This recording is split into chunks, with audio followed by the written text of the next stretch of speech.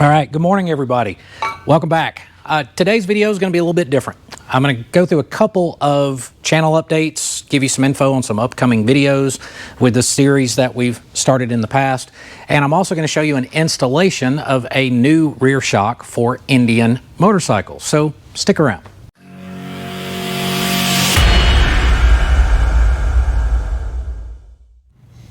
Okay, first for the updates. If you remember, several months back, we started that build series on Skunk Works twin cam versus M8, and we've went through multiple teardowns, we've reviewed parts, we've inspected individual parts, went through wear items, we've covered all kind of stuff. We've talked about crankshafts and cam plates and oil pumps. If you haven't seen those videos, look back at the history. There's a bunch of stuff there. And of course, in the comments, you guys have asked over and over again to do build videos. That is part of the process, of course. So we're going to go through a very detailed Skunk Works build on an M8. We're going to do the exact same thing on a twin cam. So this series is going to be ongoing for quite some time.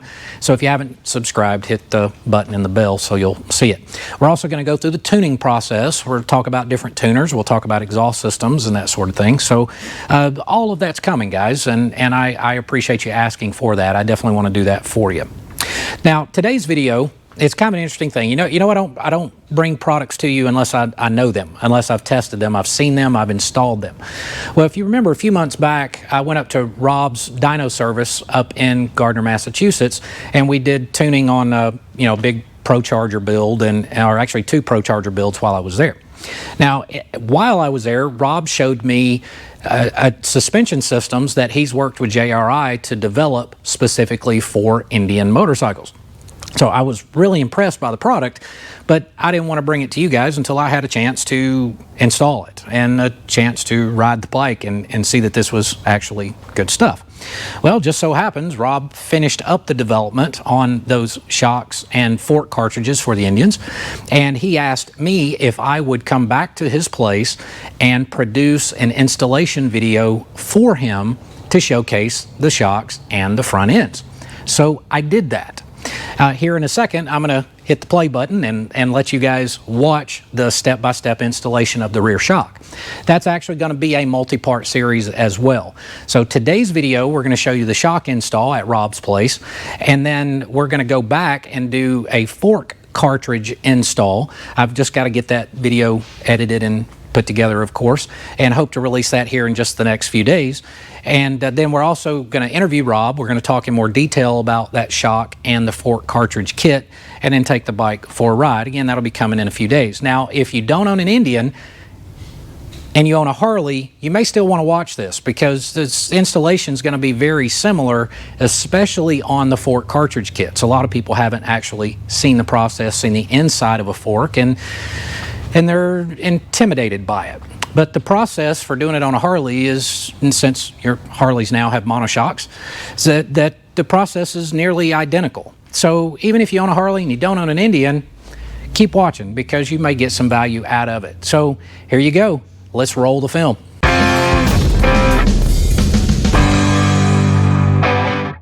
So we're now going to be installing the JRI rear shock on this Indian Chief.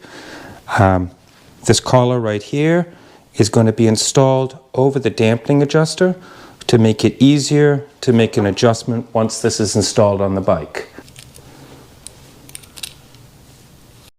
I'm going to put a drop of blue Loctite on both of the screws, and then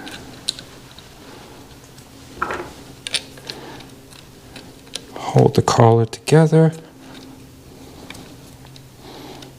like so.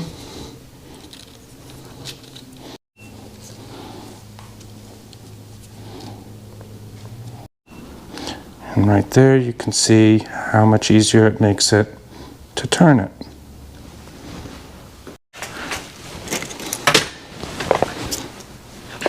Before installing the shock on the bike, we need to measure the ride height.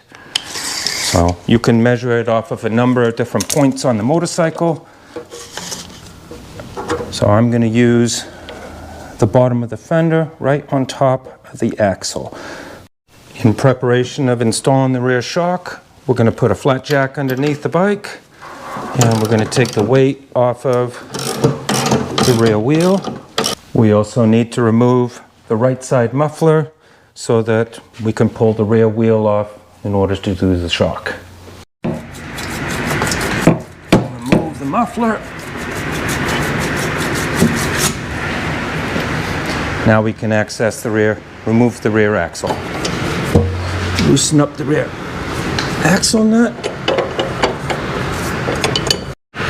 Now I can remove the top shock bolt, move the nut completely, and we can now remove the top shock bolt. We'll put that aside for reassembly. Next we can remove the airline for the shock, which this one has an extension on it.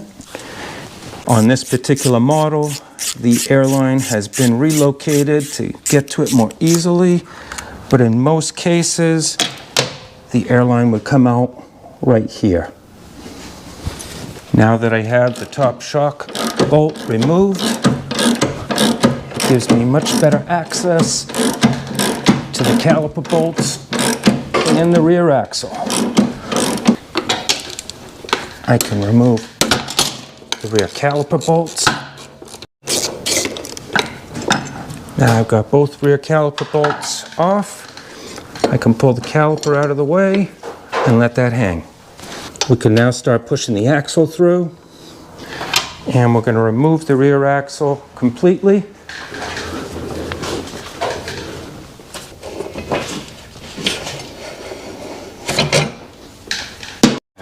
I can now slip the belt off of the rear pulley. Now I can jack the bike up enough to remove the rear wheel. Now I can remove the rear wheel. Now we need to remove the bottom bolt, which is right here for the shock. Pull the bolt. You can pull the shock out from the top, and that is the stock suspension. Just has that added airline on there for convenience. Next we're going to cut these zip ties that hold this O-ring and reducer bushing on both ends. Some cases they're attached to the shock like this and zip tied in place. In other cases they're provided in a Ziploc bag. Okay, so now I'm going to discuss the adjustments on this shock. First and foremost, you have the ride height adjustment, which is by turning this collar down or up based on what you need to do to get the appropriate ride height. So first thing I'm going to do, there is a set screw right there in this collar. We want to break that loose so that it makes life easier later on when we make the adjustment. The second adjustment is the dampening. This controls the speed of the shock. It is 40 clicks, so we're going to do the initial setting in the halfway. So we're going to turn it all the way up until it stops. When it stops, don't give it an extra little crank. You will damage the shock. Now we're going to back it off 20 clicks. Now we can take the shock and we're going to drop the shock in through the top. This is where the nitrogen goes in the shock. Nothing that you're going to be using, but I have this facing the back of the motorcycle. You can now drop this down in place, line this up. So you might need to compress these bushings a little bit so it fits in there properly. You'll notice that these pliers have no knurls on them. You want to use something like that so it does not damage the shock. You can now push the bolt through. This uses a nylock nut, which you should either replace. If you don't replace it, you definitely want to put some Loctite on the bolt. Okay. And we're going to torque this to 55 foot-pounds.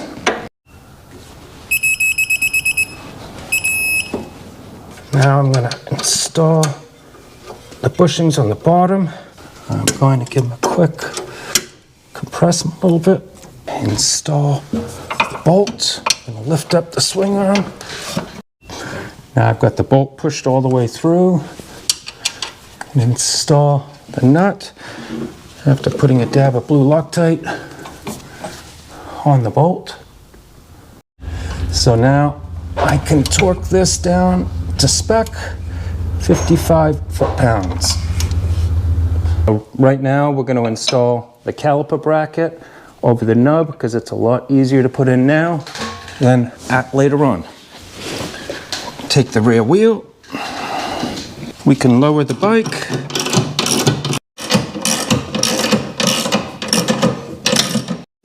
I can now put the belt back on the pulley.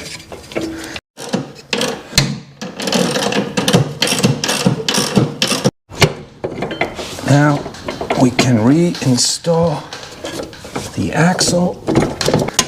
I can reinstall the axle nut. So now that we have torqued this to 65 foot-pounds, we can reinstall the caliper. I'm going to put a little blue Loctite on the bolts.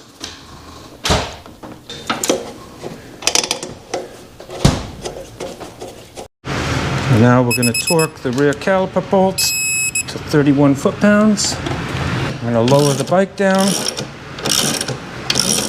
And this is a perfect time to check your rear belt deflection.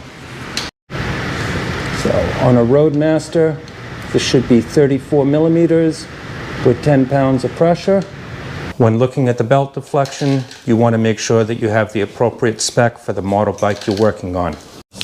So now that the shock is installed, we've got the jack completely collapsed, and we can measure our ride height, and we're at 34.5 centimeters. If your ride height is not the same as it was to start with, and you do end up having to adjust this collar, you want to put the jack under the bike, take the weight off of the rear wheel, which will make turning this adjustment much easier. The shock does come with this wrench, so you can go ahead and turn it.